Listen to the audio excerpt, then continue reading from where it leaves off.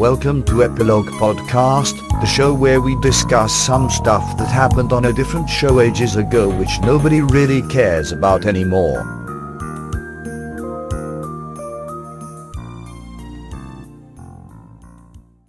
Hello, I'm Portponky. And I'm LeBloc. Today, we are discussing Farscape Season 4, Episode 6, Natural Election.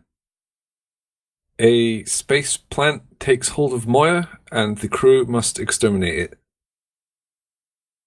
No big deal, just a plant. This was kind of a classic episode. In some sense, it was just a sort of disaster that they have to deal with. And then Rigel's secret hero. He has been a secret hero again. He's on a streak. They possibly realized that he was being worthless in Season 3 and have unworthlessified him. Yeah, I can go with that. One of your predictions came true? My terribly vague one about the pregnancy? Yes. Hasn't it been 6 months or something since Moya got sucked into a wormhole?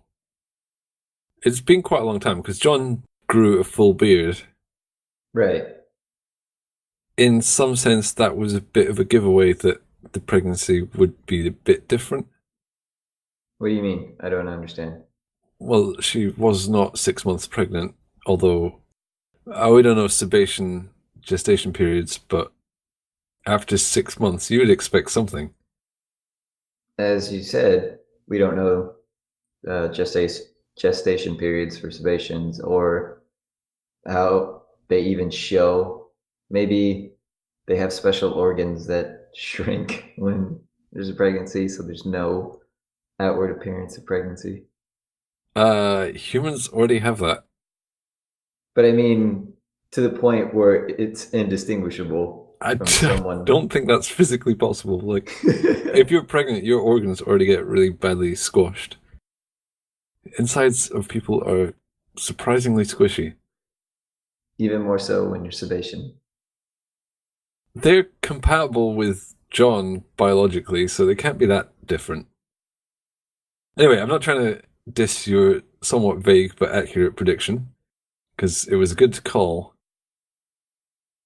Now we have no idea whose baby it is. Rigel's. It's not Rigel's. Think we can rule that one out. Crace. That, I mean, it doesn't fit with what we saw on screen, but at least they were biologically compatible and in proximity. So it's a better guess than Rigel. But they're even closer and more often. I mean, I suppose. I said Crace because it has to be someone we know. Otherwise, who cares? If it's just some random dude, that sucks for John, but that's not as exciting for us. Or maybe it is. Maybe it leads to something. He's a that would be guy. Weird, though. Oh, Yeah. Turns out it's like Timothy's baby. Who the hell's Timothy? Yeah, well, there you go. But if it's just some dude's baby, then I'm not saying it's not some dude's baby. I just think that would be a weird direction. Nightmare scenario for John. It's Scorpius's baby. How could that happen? Pregnancy rod. Yeah, that's one word for it. I know mechanically how that could happen. I just don't. I don't think Scorpius is anyone's type, apart from really creepy people like Natira. Sokozu seems kind of into him. Sokozu does seem kind of into him, but Sokozu has a lot of intelligence, but no common sense. They had to fight a big space plant. All right, we should talk about the episode. How'd you find it?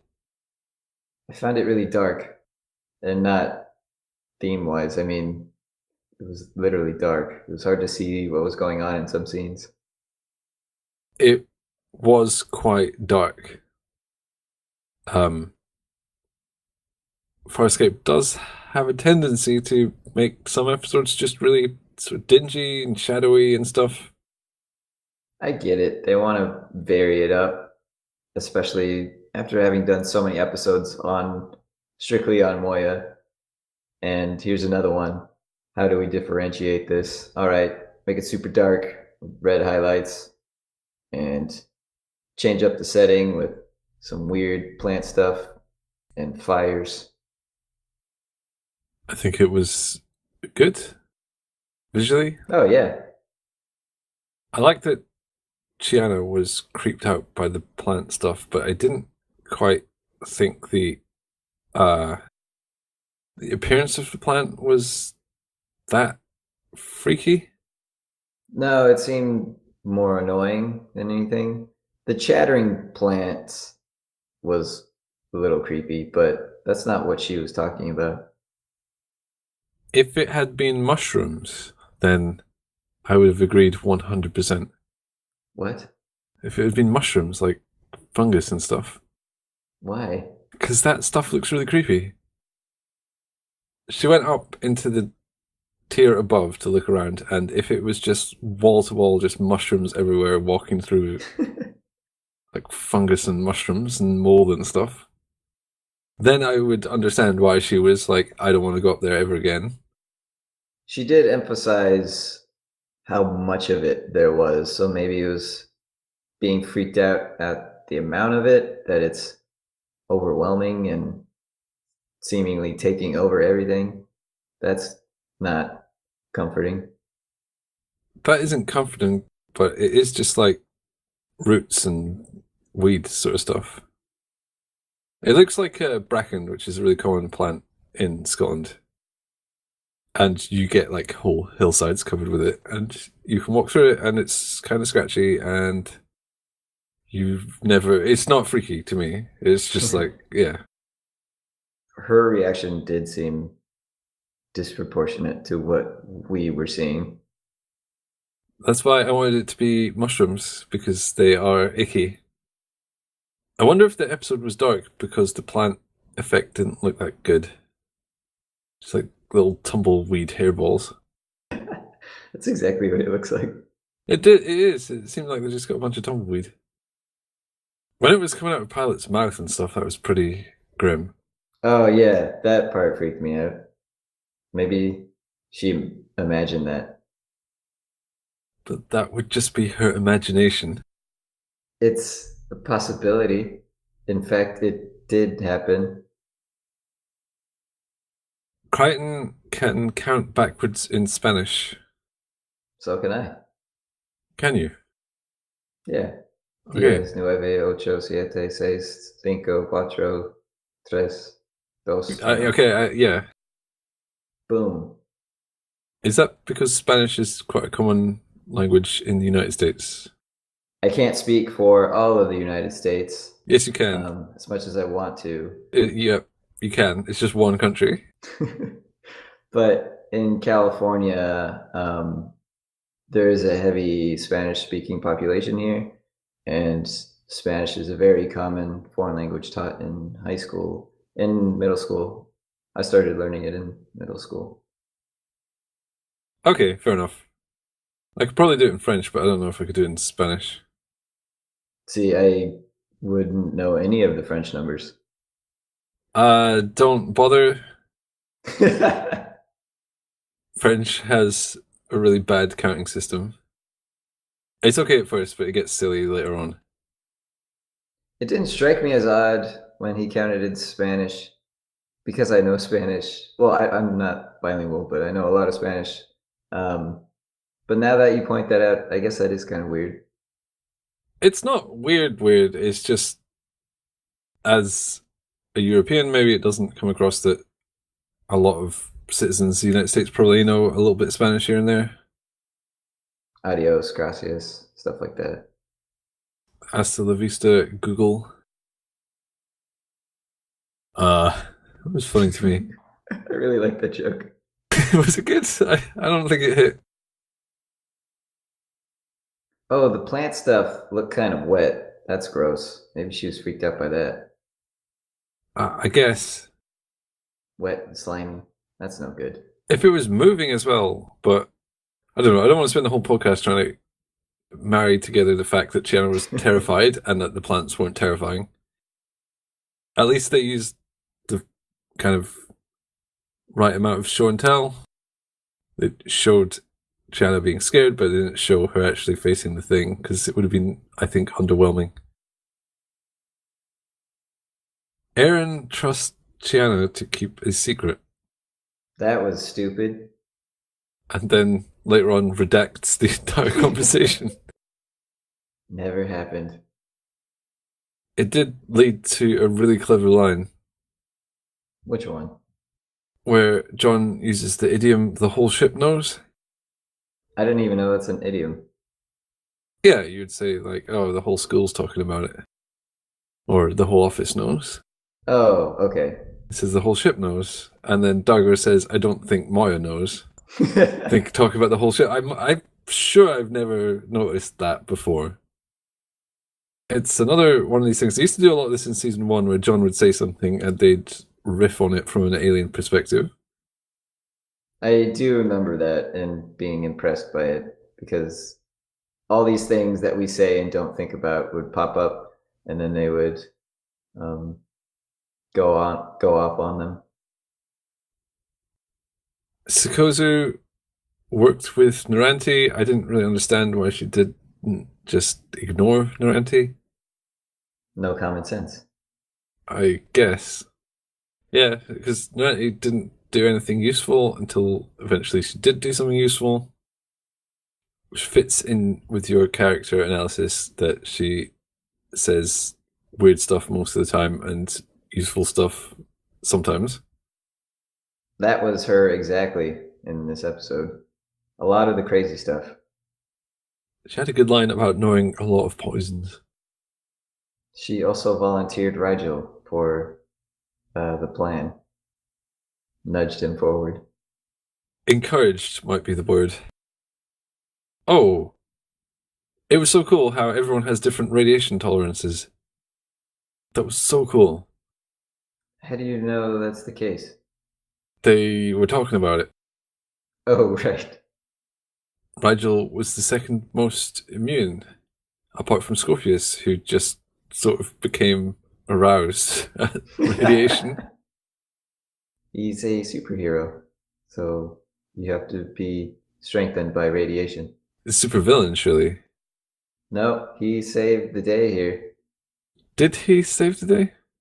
Hey, put Rigel back at the controls. I love that he got a vote for captain. Before we move on to votes, I just want to say there was a special effect where the radiation shoots through the ship and it all went kind of X-ray for a second. Yes. That was really good. That is more what radiation is like. It's not like a fire or a wave of energy. It should just be a flash through everything. I don't know, but I liked looking at it.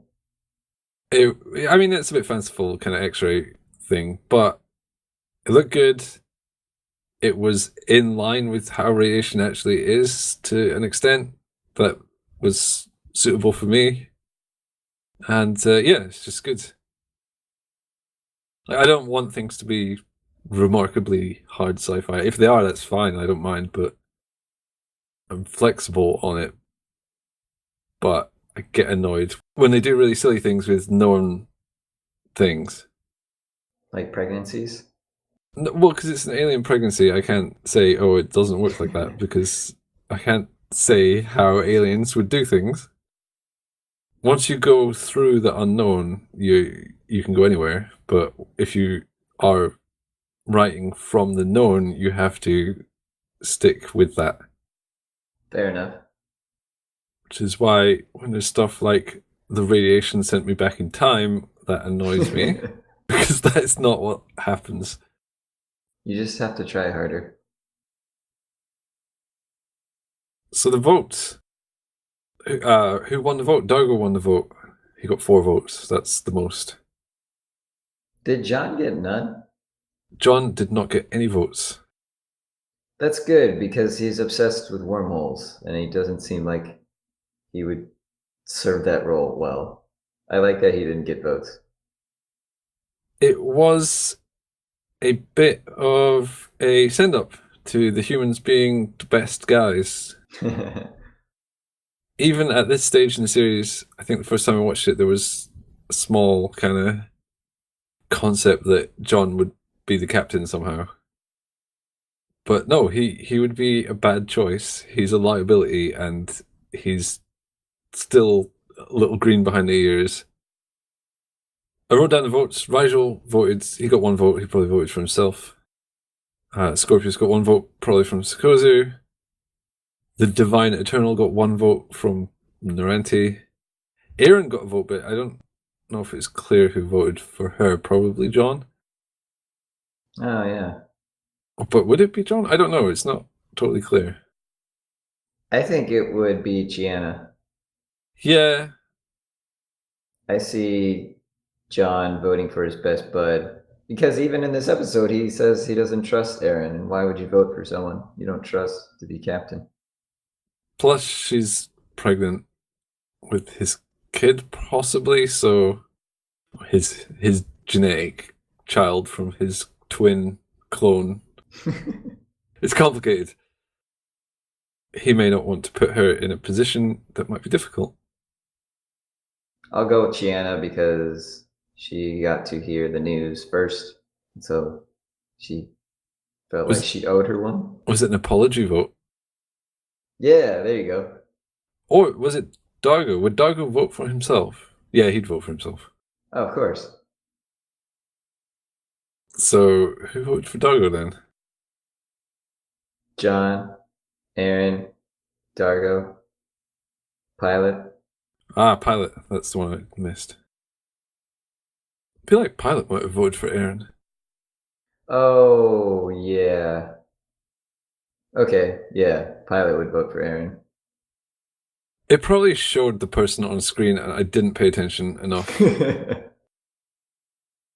probably did. Because it did with the others. In my memory, I think it showed Aaron when it said Aaron had a vote, and she was like, huh?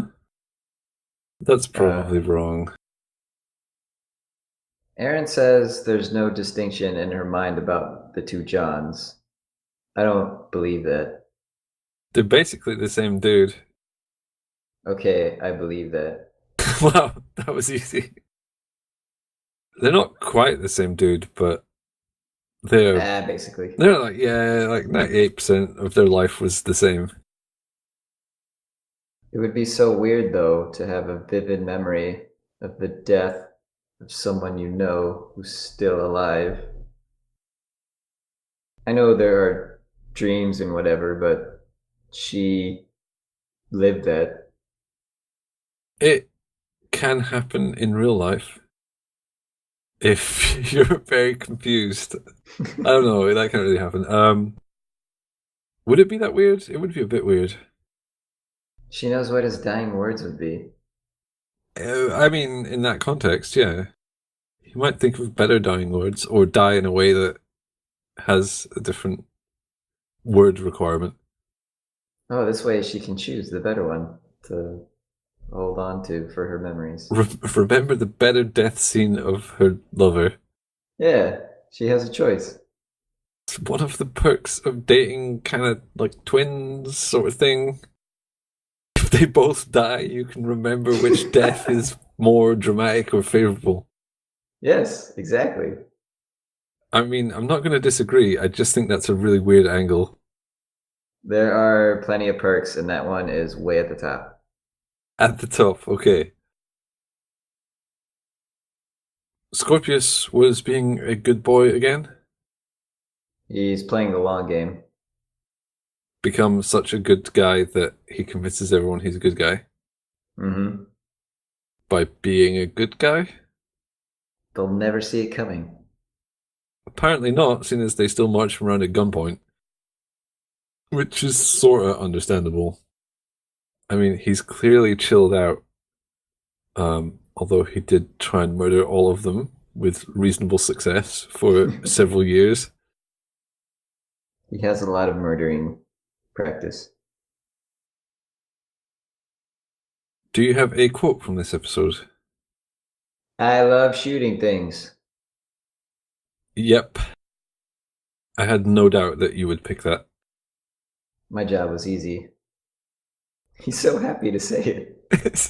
And he follows it up with, and I'm really good at it. I like this angle of the show, and it's one that's been raised before. In a lot of other shows, the heroes are quite sort of gun-toting. They'll basically pull guns and shoot people when they have to. But then a lot of the other time, they're like, oh no, pacifism is really good. I'm a good guy. I wouldn't hurt anyone. Yeah, they don't embrace it. And I'm not saying they should fully embrace it as Dargo does here, but it doesn't make sense that everyone is so good at blowing stuff up if they're all like pacifists. It's just more believable that some of them would be like, yeah, obviously I really like blowing things up and shooting things, that we do it like every episode. Yet it's still somewhat ridiculous when Dargo says it. Not kind of fourth wall ridiculous, but it's funny. It's very funny. It seems like he's going to say some heroic thing. Nope. No, he just loves shooting things. I think a lot of people would love shooting things if they had these laser guns. There are massive explosions. You're rewarded immediately. Laser guns are way cooler than just guns. They make cool sounds. Yeah. Zap, zap. You can see the bullets flying through the air. Or the energy or whatever it is. There's no recoil. You have a bunch of bullets or shots. Good times. Although I do think giving everyone laser guns probably would just not help the Earth. It would help the Earth not be in good shape. It would help humans not be in good shape. So maybe it would help the Earth. There we go. We solved it. It's getting a little bit grim, so let's move on to the next wonderful episode. Wonderful.